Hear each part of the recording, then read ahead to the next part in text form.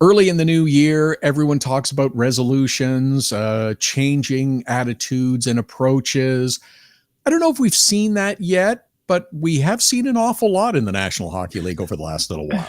Yeah, I don't feel like the resolutions are in effect. It doesn't seem like many guys are getting off on the right foot or the right knee or the right elbow, although right knees and right elbows have been involved in a lot of contact lately.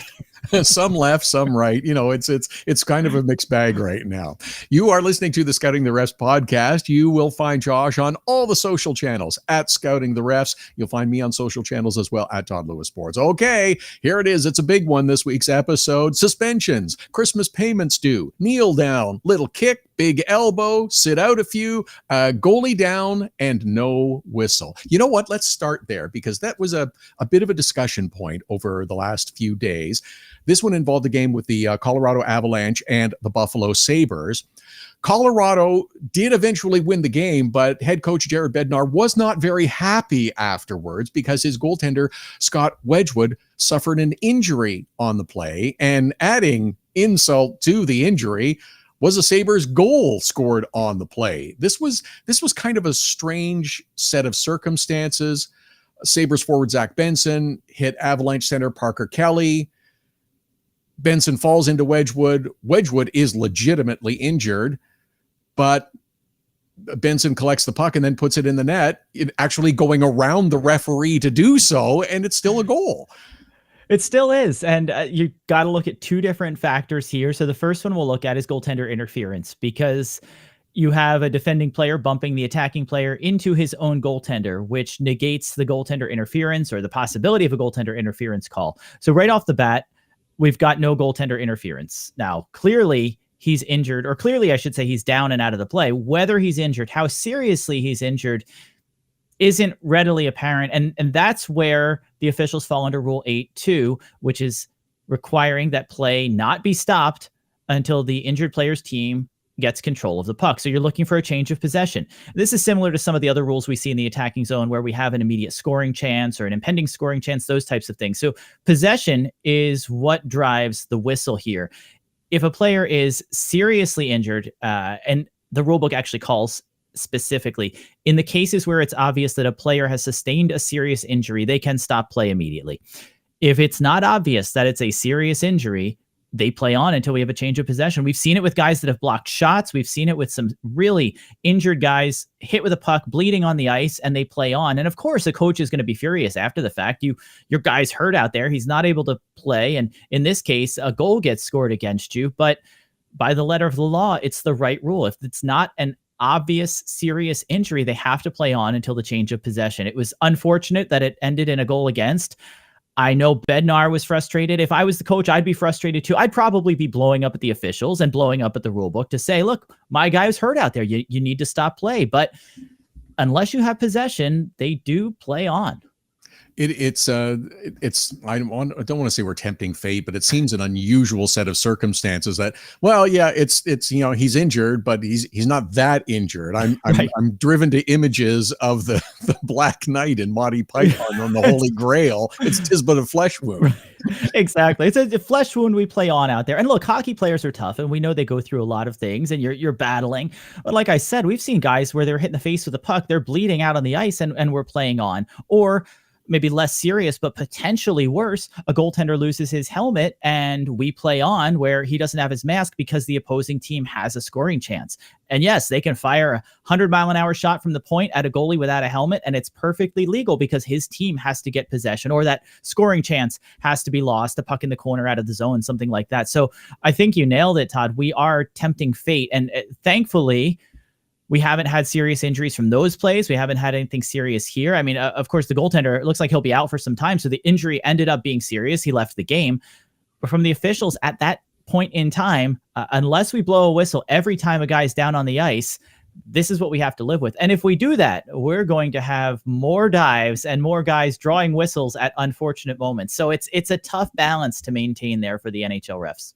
Absolutely is. We'll get to embellishment shortly, but first we should deal with a suspension that is ongoing because it is of a lengthy nature to Matt Rempe of the New York Rangers. I mean, this was textbook hit from behind on Miro Heiskanen. Remember it? It was a while ago, and the suspension was significant, and rightfully so. I mean, personally, I think Matt Rempe is soon going to be a name of the past in the National Hockey League if he keeps playing like this. Look, I remember the hype when the kid came up, and it wasn't negative. Good, lots of energy, had a fight in his first game, and before you knew it, he was getting suspended for more games than he was actually playing. He was getting tossed out of more games. I think he's between time missed and time suspended, it's probably more than his on-ice totals at this point.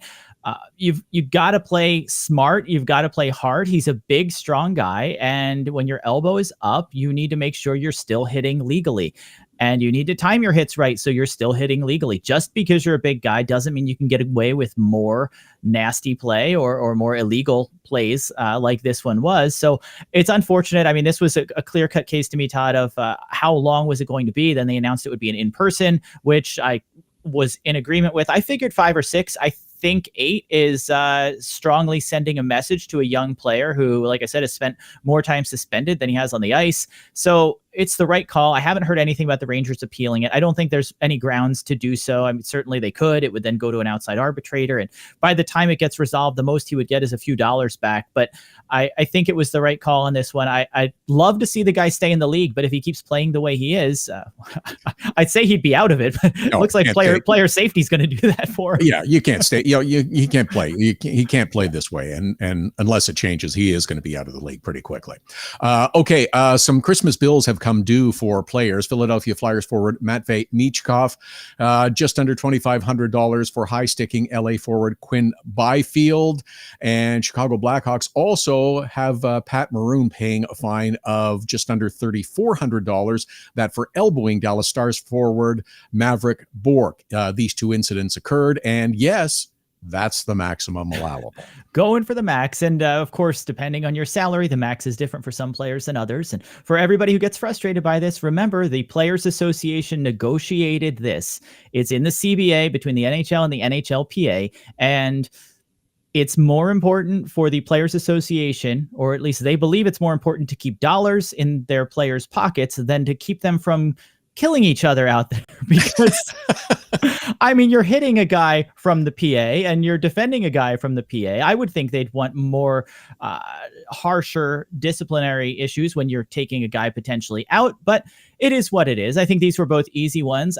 I will say, Todd, and we'll talk about a couple other situations, but these were no-brainers to me. But I think there are sometimes other situations that I feel could call for a fine where we don't necessarily see one. I think these both deserved it, but I think there are probably plays week in and week out that we see that could also fall under a little bit of supplemental discipline being required. Interesting. I wonder if that'll come up in the CBA negotiations.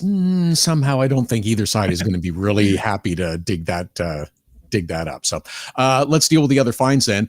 Sam Bennett, $5,000 maximum allowable for roughing up Drew O'Connor of the Pittsburgh Penguins. Typical Sam Bennett stuff, don't you think? This is Sam Bennett doing Sam Bennett things. Punching guys in the head is par for the course for him. I think this was the right call, the right penalty. Hey, roughing, a gloved punch to the head. That's the definition of roughing. That's what this one was. So I think that one was a good maximum fine for him as well.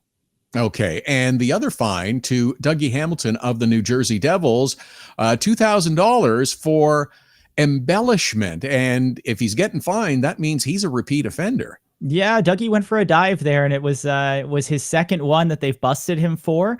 Remember, these are captured by hockey operations. It doesn't have to be a diving or embellishment penalty in the game. Hockey Ops goes back and reviews every game, every possible dive situation, whether it drew a penalty or not, to evaluate whether it was embellishment. In this case, the first one, he took a quick dive on a slashing call against Zach Hyman. Hyman gets whistled for 2 minutes. Hamilton got away with that one. Hockey Ops flagged it, and then they flagged another one against the Rangers on December 23rd. New York's Brett Berard got him with the hook, but when you watch how easily Hamilton went down, he did a little high dive board there, flopped right on the ice.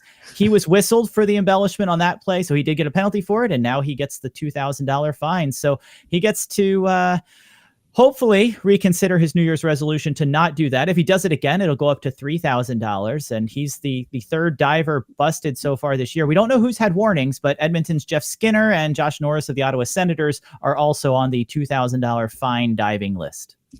Interesting that it's a maximum fine allowable under the CBA for offenses like elbows and high sticking, but for diving, it can go up and up and up and up.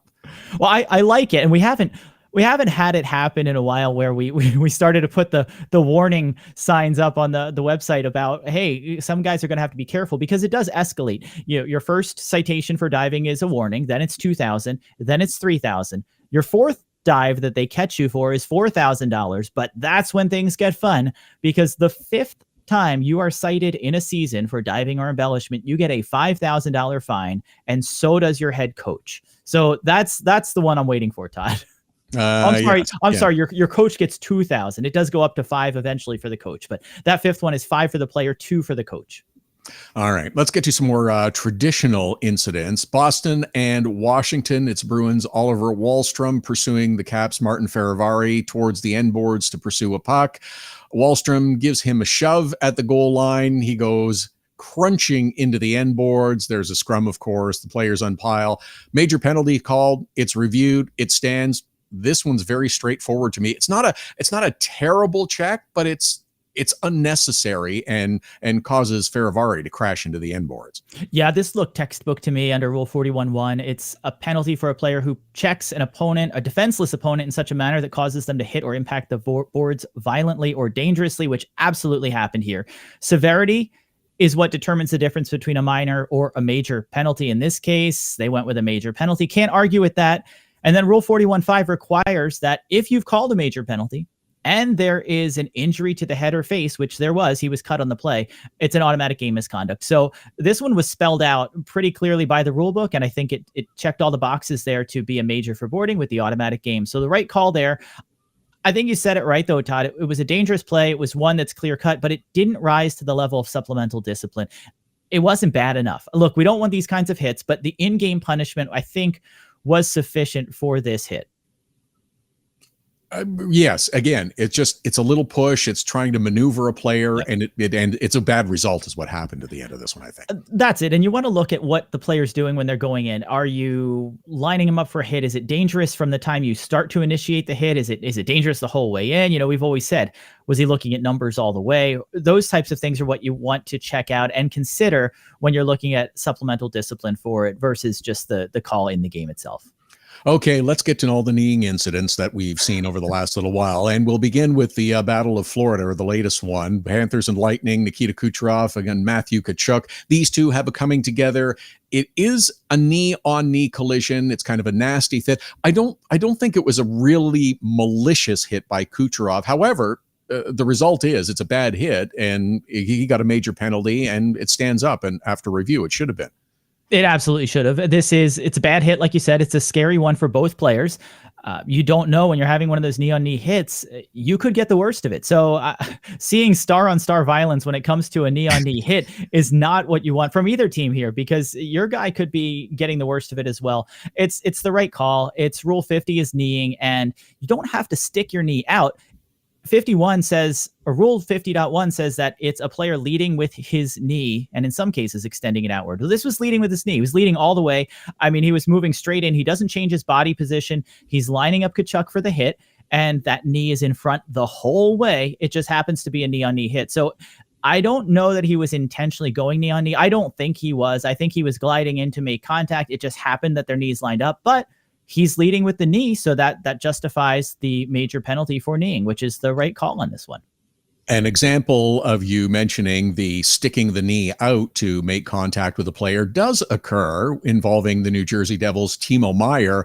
He telegraphed his hit on Carolina Hurricane forward Martin Necas, and he paid the price for it too. Yeah, this one was a little bit uglier. I mean, the one we were just talking about there, you've got the play with Kucherov and Tkachuk, and it's leading with the knee and it's driving right into there. This one, Meier is absolutely pushing his knee out to make contact. It's one of those plays where maybe you're going to miss on the body check. You're not going to get him. He's going to get past you. You don't want to get beat. You're just trying to make yourself big to make some sort of contact and knock the guy over, but you can't stick your knee out to do it, or that's what happens here. And this one to me is a slightly more egregious, no less dangerous, right? They could both result in an injury. They're both equally deserving of a penalty, but this one is the kind that I feel is a little bit more intentional, where you're intentionally sticking your knee out to make that contact.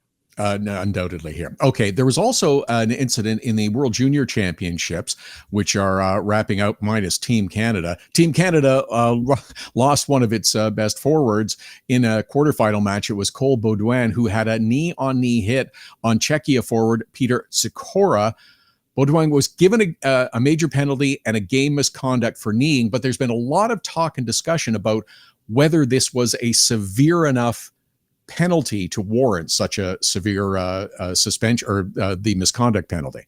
Yeah, I think people need to look at it from a different lens. You're not looking at this from an NHL viewpoint. You're looking at it at international hockey, and the standards, even if the rules are similar, the standards for what they call when it comes to discipline are often different. And a lot of it does come down to judgment on the severity of contact and things like that. So they're not spelling out the difference, but in practice, NHL standards and IIHF standards are significantly different. They reviewed the play, as the officials are able to do. So the refs looked at it. They decided that they thought it was still deserving of a major penalty. Based on past IIHF games, I was expecting this to be a major. It's usually a little stricter when it comes to those types of hits, and you are looking at knee contact. Again, we're not guessing intent, especially in the IIHF. I feel like it's even less concerned with intent. We look at head contact or knee contact, things like that, where it's close to automatic when you have it. And in the case of the head contact rule, it is that you can't have any head contact on hits, that the standard is just different. So I think when you look at it that way, you have to set those expectations. This is not the National Hockey League. This is international hockey, and the standard is different. I think that was how I expected that call to go. Saying that, I expected folks to be frustrated because it does look different than what you see at the NHL level. Oh, there's plenty of frustration to go around regarding Team Canada. Let me tell you, I'm pretty sure there's going to be a summit convened pretty soon. I'll say, the refs aren't. It's a high pressure spot for the refs. These guys are working few games. It's a big stage. There's a lot of pressure. Everything's on the line there, and these guys are doing a great job. We've got amateur officials. We have a ton of guys from North America, guys represented internationally, Americans, Canadians. It is a great honor to be selected to work these tournaments, and there's a ton of pressure and a lot of eyes on you. So you know what you're doing. You're hoping to get the calls right. You're trying to manage things properly so that you have a successful tournament and a good one. I will give Canada credit for I know they're frustrated with the officiating and some of the calls, but, shouldering some of that blame for how things went. I think there's a lot of questions. And to me, the questions around Hockey Canada's World Juniors, the questions with the team eclipse those with the officiating in this game. So I hope that they can get back on track, because it's a shame to have Canada out of the medals. Yeah, put the focus on the right spot. Okay, let's shift from lower body parts to upper body parts and talk about Chicago Blackhawks winger Tyler Bertuzzi, who got tossed from a game against the Dallas Stars for his flying elbow that clearly resembled a bit of a wrestling move to me. The elbow lands on center Colin Blackwell, who's skating along the boards, and Bertuzzi just kind of flies through the air at him and delivers the elbow, and that ended his night. Look, I don't think he meant anything. I don't think this was an intentional shot where he was going up high. I think this was just reckless, careless, a flagrant flying elbow, because he's just throwing himself back into the boards. I don't know what he was doing on the play. He almost backs into the hit. I saw someone call it a reverse hit. This is not a reverse. He's not in possession of the puck. Just hit the guy. Just legally hit the guy. He wasn't beat. He wasn't getting past him. There was no reason for Bertuzzi to do this other than to try to pancake him up against the glass and just swing that arm out to make sure he makes contact. I don't think he was picking the head. I don't think he was targeting the head.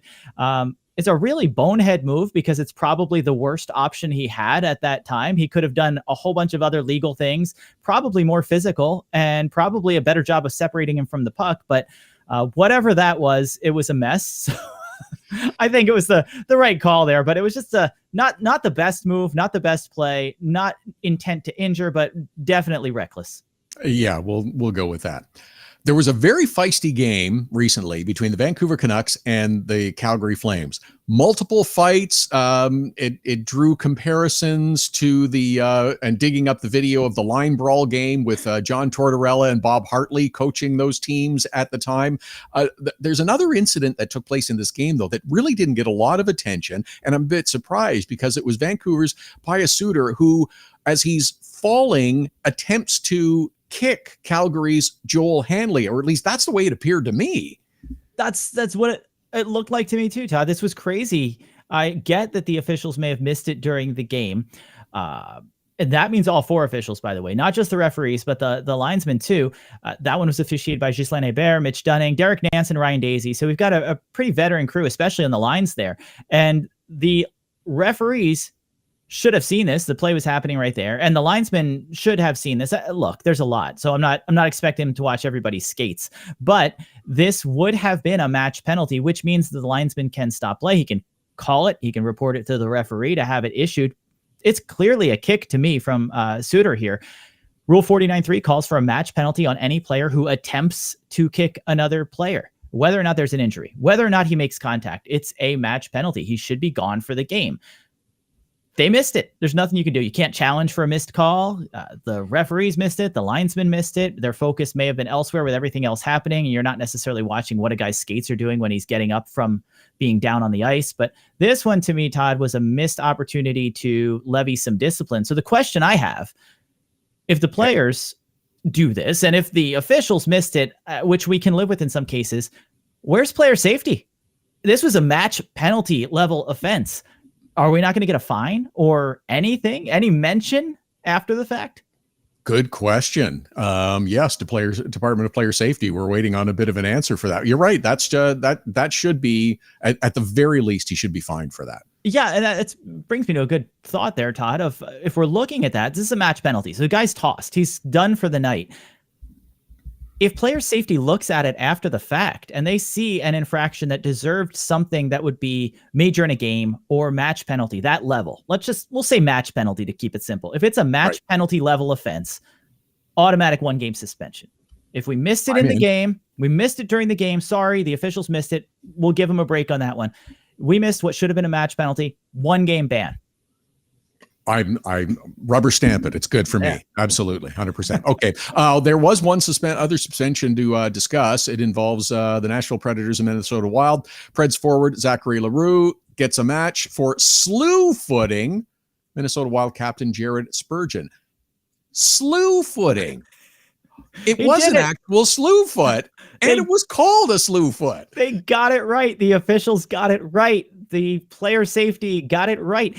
This was a slew-foot. It's a player using his leg or foot to knock or kick an opponent's feet out, typically accompanied by that backwards motion with the upper body. That's exactly what happened on this play. And it was particularly dangerous, as player safety noted in the video, because of the player's position relative to the boards. You do this in open ice, he's going down, he might hit his head. Where he was relative to the boards, very dangerous for Spurgeon. Obviously, he's going to miss a couple weeks, so you have an injury that results from the play. Player safety is not looking at the injury when they make the determination on whether or not to suspend. They decide to suspend, as they should have, and then they can look at the injury to decide if they want to tack on additional games. My guess, they probably put a game in there for it. So you look at 2 plus the 1, you get a 3-game suspension. But Todd, they got it right. We got the call for slew-footing. We didn't get any tripping or dangerous trip suspension or a fine. We got the right call. We got the right disciplinary action, and a 3-game suspension seems appropriate for this. This is a bad pun to use in this case, but it fits, as the year is off on the right foot.